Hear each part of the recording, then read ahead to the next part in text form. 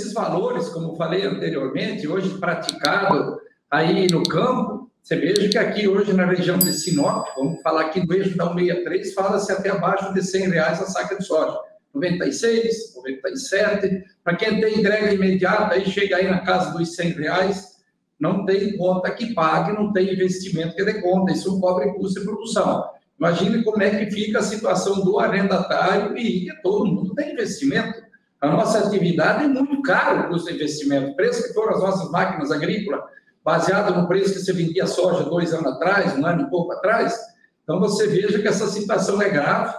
Já tinha colocado anteriormente. O que esse produtor vai fazer para saldar suas dívidas? Com certeza vai ter que alongar, vai ter que achar uma forma. Só que os números que a gente mais ou menos tem conhecimento, a grande maioria desses números que vieram para a agricultura, ele está ligado com bancos privados ou ele está ligado com a iniciativa privada de alguma forma. Seja no barter, na troca, que essa é outra luta antiga nossa, que os nossos contratos hoje, que são feitos de venda futura, ou seja, eu acredito que é uma das coisas que acabou segurando o preço da soja, que o produtor rural não quer mais vender antecipado, porque o risco de ter um problema de safra fica único e exclusivamente nas costas do produtor rural. Nós já tentamos de toda forma, dentro desses contratos futuros de venda, onde a empresa não coloca um centavo, simplesmente é uma negociação, vim cobrar o achado depois do produtor rural que teve uma intempérie climática e não conseguiu cumprir com aquele contrato. Então, você veja que tanto quem vende sabe que ele pode ter intempérie climática, sabe? E o que compra da Azul sabe que também pode ter intempérie climática, que aquele produtor não pode entregar, pode acontecer algum problema aí, como aconteceu no Rio Grande do Sul, quantas secas já tem lá, Antônio da Luz? São 4 seguidas, né? Esperamos que nessa agora, que realmente o clima não mude lá embaixo, que consiga aquele produtor rural, especialmente do Rio Grande do Sul, que tenha uma safra dentro da normalidade. Mas com esses valores, ele vai conseguir pagar o investimento que ele deixou de pagar das últimas secas que ele não cumpriu, os achaltes, o que ele ficou devendo para uma empresa que não colocou um centavo.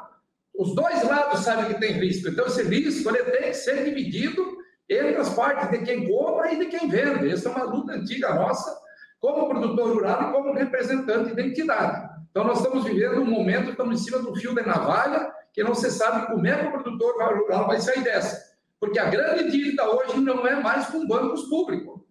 O nosso Estatuto da Terra, lá que você tem direito a alongar a dívida, é muito pouca conta.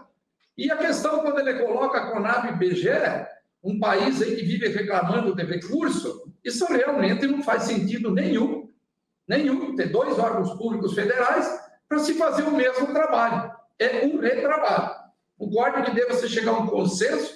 Acho que o IBGE já tem uma definição maior dele aí, que ele já tem que fazer, o Conab fica, mas tem que um ou outro tem que assumir isso, com certeza, e não precisamos dos dois fazendo isso.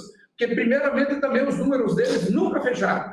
Eu nunca vi um número do IBGE ser igual. Eles estão bastante próximos até na safra de soja, 1 milhão e pouco de toneladas de diferença até próximo, até estrangeiro, porque normalmente é maior esses números. Mas acredito que pode se trabalhar com só. E quero aproveitar aqui, com certeza, saudar quem está nos acompanhando, porque a gente começa um bate-papo nosso, uma fala, esquece que do outro lado da telinha, além de nós, tem as milhares de pessoas que nos acompanham dentro desse bate-papo, dessa informação que nós estamos fazendo e levando a esse produtor que nos acompanha, ou a sociedade de modo geral. Quero saudar a todos que estão nos acompanhando. Muito bom, Galvão, obrigado. E um dos nossos internautas colocou aí, Leonardo, que a previsão de quebra de safra em Goiás está na casa de 17% a 23%. Não aparece aqui o nome desse... José Mário, segundo José Mário Schreiner, na expedição, a safra no estado terá uma quebra de 17% a 23%. É por aí mesmo, Leonardo? Bom, em Goiás, ano passado, a gente teve uma safra de 65 sacos hectare, aí de média, né? A gente está estimando, coisa nossa ali, a percepção nossa, que deve ficar entre 50 e 55 sacos por hectare, né? Então, assim, pode estar dentro desse... Acho que talvez um pouquinho mais aí. Nós rodamos em várias regiões aí do estado de Goiás, né? Quem conhece, nós passamos por Rio Verde, passamos por Catalão, passamos por Jussara, por Angatu, Posse, colado na Bahia. Então, nos deu uma visão bem geral do estado. E, é claro, a gente vê muita desuniformidade. Para vocês terem uma ideia, né, a gente observou, mesmo cultivar plantado na mesma época, o pessoal estava colhendo agora no dia 17 e 18, nós vimos safras, né, que o pessoal estava colhendo 20 sacos, né, em pivô o pessoal colhia 55, né, mas nós tivemos também locais onde o pessoal estava colhendo mais de 100 sacos também, né, por hectare. Então, é uma desuniformidade muito grande, são muitos sistemas, muitas particularidades. É claro que a gente precisa chegar ao número, a gente já tem um embasamento, né?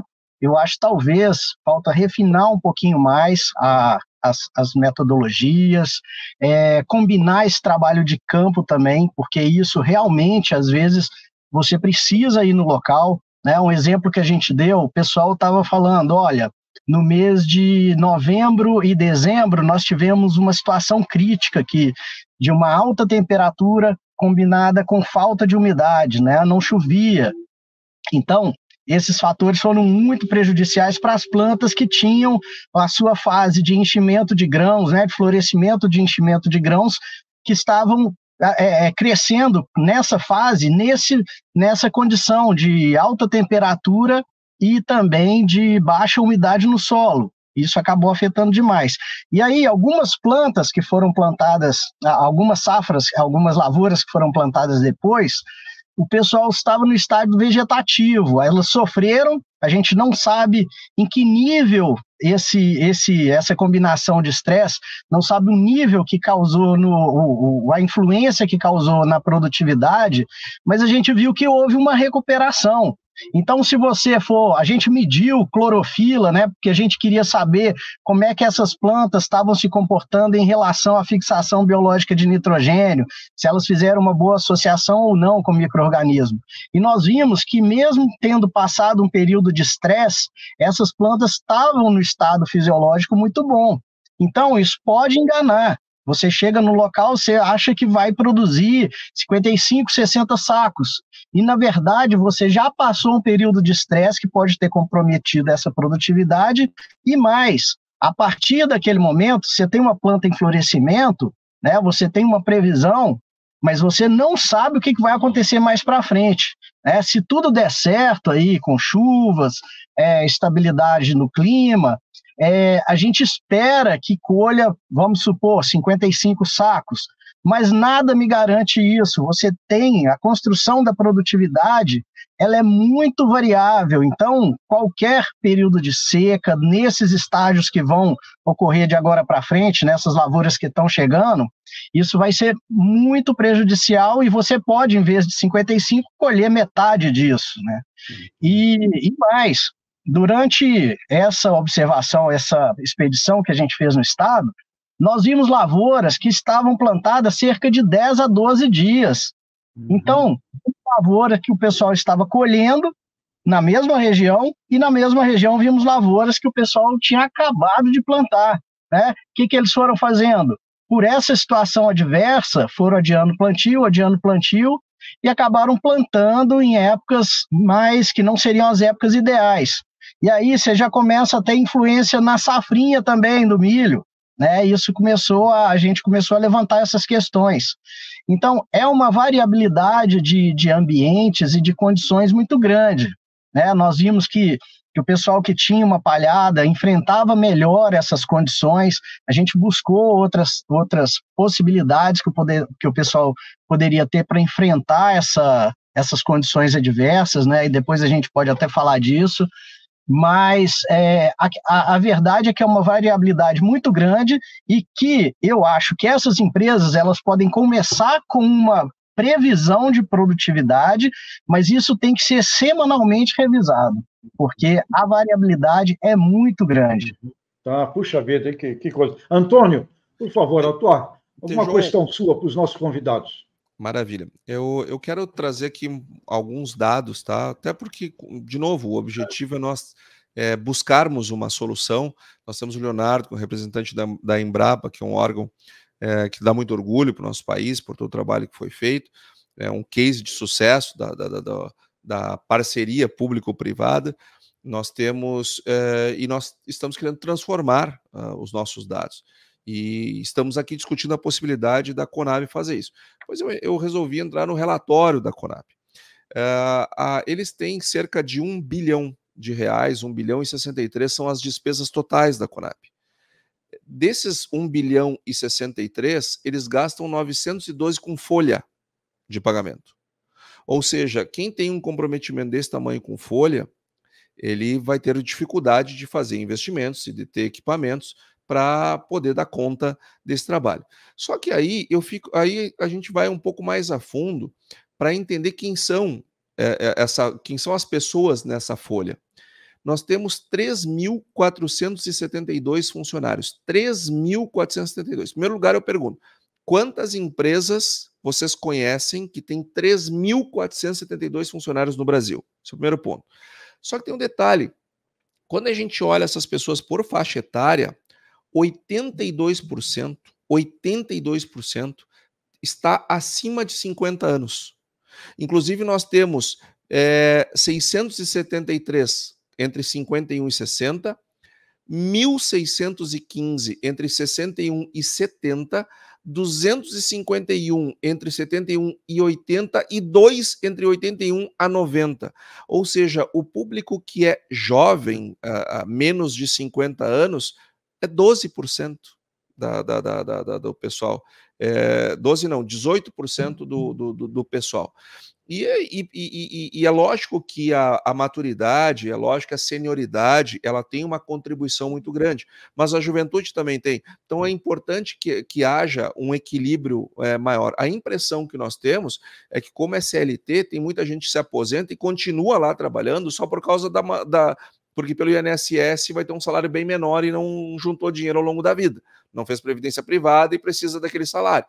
Vai ter aquelas indicações políticas, etc. Ou seja, se nós queremos enfrentar um processo de melhoria da Conab, nós temos que olhar para os relatórios dela, nós temos que olhar para os números dela, e vocês vão me desculpar, mas quase 3.500 funcionários, 82% acima de 50 anos, 2 entre 81 e 90, 251 com 71 a 80 anos, e mais, nós temos desses 3.472, nós temos 3.053 trabalhando. Os demais, cerca de 420, estão em licença. Ou seja, nós temos mais de 10% do quadro em licença. Isso, me perdoe, mas isso fica difícil funcionar uma coisa assim. Nós precisamos melhorar esse processo e nós, como sociedade, e tu, Galvão, como um presidente de uma entidade tão importante, cabe a nós, sociedade privada, fazer essa cobrança. Não adianta cobrar de governo, nós é que temos que cobrar essa mudança, porque essa estrutura não vai nos levar muito longe.